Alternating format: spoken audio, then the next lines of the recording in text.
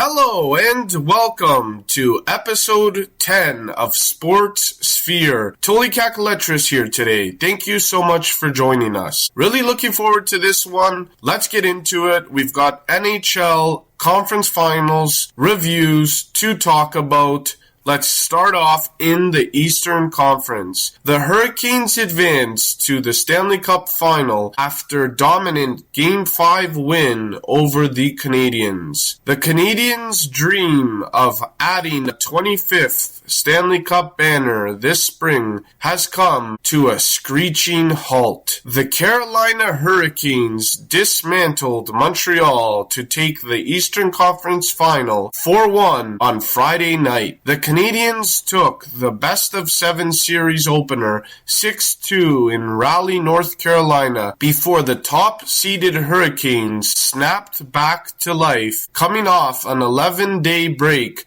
following back-to-back sweeps of the Ottawa Senators and the Philadelphia Flyers. Montreal then suffered consecutive 3-2 overtime losses to set the stage for a disastrous 4-0 no-show in Game 4 at home that pushed the original six club to the brink. The Canadiens advanced to the third round of the NHL playoffs with a pair of Game 7 victories over the Tampa Bay Lightning and the Buffalo Sabres. Canada's title drought now stands at 32 seasons after Montreal last hoisted hockey's holy grail in 1993. Now, taking it to the Western Conference, the Golden Knights' complete sweep over Avalanche advance to third Stanley Cup final in 9 seasons. Brayden McNabb hit Mark Stone in stride with a lob pass in the first period for a highlight reel of a play,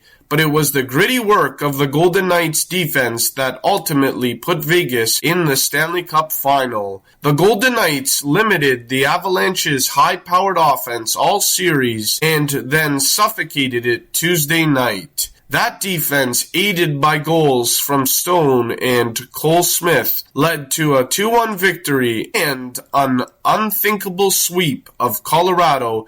This is a crushing end for an Avalanche team that won the President's Trophy and had blown through the playoffs with an 8-1 record. Chicago in 2013 was the last team to claim the President's Trophy and the Stanley Cup in the same season. Carter Hart stopped 20 shots, coming within 203 of his first playoff shutout in 6 years. Gabriel Landeskog ended that shutout, one of the few highlights of the night for the Avalanche, who went the final 14-23 of the second period without a shot on goal and more than 25 minutes with just one shot. Mackenzie Blackwood, making his first start in the series, gave the Avalanche a chance to win with several dazzling saves en route to 24 saves overall. His best stop came late in the second period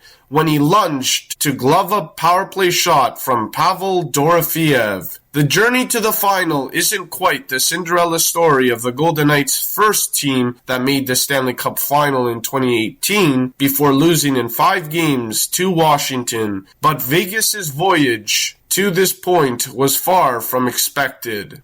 The Golden Knights faced the possibility of not making the playoffs for just the second time in franchise history when management fired Bruce Cassidy, who led the club to the 2023 title with 8 games left in the regular season. In came Tortorella, who validated the controversial decision by leading Vegas to a 7-0-1 record to close the regular season, and then series victories over Utah and Anaheim. Then the Golden Knights faced an Avalanche team on a roll without any sign of slowing down, at least until facing Vegas. Bednar searched for answers against the Golden Knights, even changing goalies on Tuesday. The Avalanche also dealt with injuries to their top two players this series, reigning Norris Trophy winner Cale Makar and Nathan MacKinnon, a Hart Trophy finalist. The Golden Knights had their own issues, winning the first two games of the series without Mark Stone. And that'll do it for episode 10 of Sports Sphere.